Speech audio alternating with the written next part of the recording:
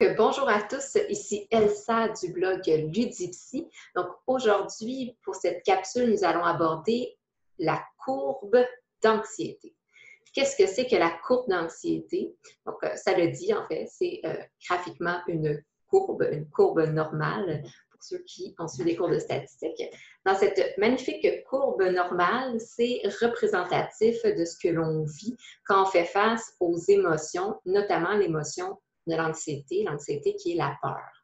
Donc, en fait, pour faire un petit rappel, l'anxiété, qu'est-ce que c'est? C'est des sensations physiologiques, émotionnelles, cognitives et comportementales par rapport à un danger. Ce danger qui nous semble réel, qu'on ressent, mais qui en fait n'est pas réel. Quand on parle de danger qui n'est pas réel, on ne veut pas dire un danger nécessairement imaginaire, par exemple avoir peur des zombies, des loups-garous, mais on parle d'un danger qui n'est pas présent dans le moment présent. Donc, soit un danger qui est associé au passé, par exemple, la peur de quelque chose qu'on a vécu dans le passé. J'ai été mordue par un chien à 5 ans et là, maintenant, à chaque fois que je vois des chiens, j'ai cette crainte que cet événement-là se reproduise. Ou ça peut être également la peur du futur ou de ce qu'on appelle l'anticipation ou les appréhensions. Donc ici, l'anticipation, les appréhensions, c'est la peur que quelque chose se produise dans le futur. Donc présentement, je suis assis ici avec vous dans mon bureau en sécurité, mais je peux vivre de l'anxiété et cette peur-là que peut-être tout à l'heure, en sortant prendre une marche, je me fasse attaquer par un chien ou que j'aille un accident ou que j'aille une crise cardiaque. On peut aller très loin dans l'anxiété. Donc, ça, c'est l'anxiété. On ressent les sensations, les émotions, les sensations physiologiques et cognitives par rapport à un danger qui n'est pas présent dans le moment présent.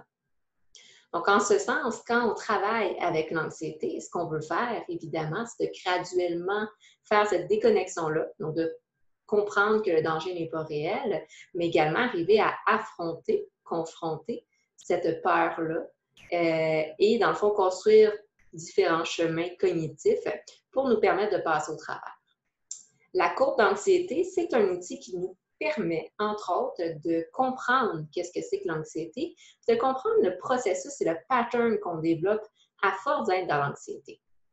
Bien sûr, parce qu'on a des personnes qui ont un tempérament anxieux, on en reparlera, et il y a des personnes qui vont développer des symptômes d'anxiété ou un trouble d'anxiété quand on répète trop longtemps ou de manière trop répétée des comportements d'évitement ou des comportements sécurisants qui vont venir renforcer cette croyance que la peur est bel et bien réelle. En ce sens, je vais vous présenter un magnifique dessin, une présentation en fait de cette fameuse courbe d'anxiété. Donc, vous voyez ici à l'écran. Donc, j'avais présenté cette image dans une précédente présentation. Rapidement, on va voir la courbe d'anxiété aujourd'hui. Donc, ici, dans cette courbe, on voit qu'il y a toujours un déclencheur de l'anxiété. Même les personnes avec un tempérament anxieux, oui, vont ressentir une anxiété disons, chronique, mais il y a des moments où il y a des déclencheurs, que ce soit physique, émotionnel ou cognitif. Donc, que ce soit oh, j'ai mal au ventre et j'ai peur d'être malade, que ce soit tout d'un coup, je ressens une grande fébrilité puis je me sens pas bien, ou que ce soit une pensée. Par exemple, je pense à un accident et là, l'anxiété monte. Il y a toujours un élément déclencheur. Donc, le point rouge à l'écran. Une fois que cet élément déclencheur-là s'enclenche, justement, ça va venir graduellement augmenter l'intensité de la peur, de l'anxiété. Donc, on parle de l'échelle d'anxiété de 0 à 10, 0 étant pas d'anxiété, 10 étant un niveau d'anxiété intolérable, qui va durer dans le temps. Donc, plus que l'anxiété augmente, plus qu'on ressent un inconfort autant au niveau cognitif, émotionnel que physiologique. L'être humain, bien sûr, a tendance à ne pas apprécier l'inconfort. C'est rare ceux qui aiment être dans l'inconfort. Donc, on va vouloir fuir cet inconfort-là. On va vouloir faire quelque chose. Enfin, on va vouloir agir. Donc, soit qu'on fige dans l'inconfort, soit qu'on essaie de confronter cet inconfort-là, ou souvent, ce qui va se passer, c'est qu'on va essayer justement de fuir et d'éviter. Donc, ici, sur l'image, c'est ce que vous voyez, en fait, qui est la petite flèche. qui va engendrer une diminution temporaire de l'anxiété, c'est soit d'éviter. Donc, si j'ai peur d'être ridiculisée dans une situation sociale, comme dans l'anxiété sociale, la meilleure manière de ne pas vivre cet inconfort-là, c'est de quitter. Donc, de quitter la situation sociale, de partir tôt d'un événement. Si j'ai peur d'être attaquée par un chien, bien, à chaque fois que je vois un chien, je change de trottoir ou je change de direction. Donc, ça, c'est l'évitement. Et un comportement sécurisant, ça va être d'apporter quelque chose, un symbole, une pensée, une personne qui va venir sécuriser, diminuer temporairement notre anxiété. À chaque fois que j'ai mal au ventre, j'appelle mes parents. À chaque fois que je suis dans une situation sociale malaisante, je vais prendre de l'alcool. Bon, il y a vraiment une grande panoplie de comportements sécurisants et de manière d'éviter. Qu'est-ce qui est important de comprendre ici dans cette courbe d'anxiété, c'est que plus qu'on évite et qu'on se sécurise, plus qu'en fait que ce qu'on est en train de dire à notre cerveau, c'est extrêmement dangereux, il faut absolument que tu fuis la situation. Donc, plus qu'on fait ça, qu'on répète ça, plus que notre courbe d'anxiété augmente et que le niveau d'anxiété qu'on ressent est plus intense. Donc, au départ, on commence à 0 et graduellement, on peut en venir, dans le pire cas, à tellement être anxieux qu'on est juste dans la passivité, on fige. On n'est plus capable de sortir de chez soi dans des situations sociales. On n'est plus capable de faire une activité, etc. Donc, bien sûr, ce qu'on veut mettre en place, soit par l'intervention clinique ou chez vous à la maison, c'est d'arriver à graduellement s'exposer, confronter l'anxiété pour ne pas en arriver là. J'en reparlerai dans une autre capsule de tout ce qu'on appelle l'exposition graduelle, puis des techniques pour s'exposer à l'anxiété, pour surmonter l'anxiété. Ici, spécifiquement, si on regarde la courbe, on voit que le point vert, c'est l'évitement. Mais nous, ce qu'on veut arriver à mettre en place, c'est justement surmonter, monter, jusqu'à temps qu'on atteigne un pic d'anxiété maximale. Parce que s'il y a une chose qu'on doit retenir, c'est que l'anxiété, la peur, a toujours un maximum. Et le maximum, c'est pas quand on va faire un arrêt cardiaque ou mourir. Le maximum, c'est quand notre corps va, notre signal d'alarme et notre corps va dire « Ah, finalement, c'est pas si dangereux que ça. J'ai capoté pour rien. » Et par la suite, ce qui se passe, c'est que le niveau d'anxiété diminue, jusqu'à temps qu'il atteigne un niveau raisonnable, qui peut être 2, 1 ou 0 sur 10. C'est là que, dans le fond, notre cerveau enregistre l'information que ce n'est pas dangereux. Ça ne brime pas mon intégrité physique ou mentale. Donc, finalement, je suis passée près du chien et il ne m'a pas attaqué. Finalement, j'étais à l'événement social. C'est un petit peu inconfortable, mais j'ai eu du plaisir. Donc, on veut venir confronter la peur, l'anxiété ici.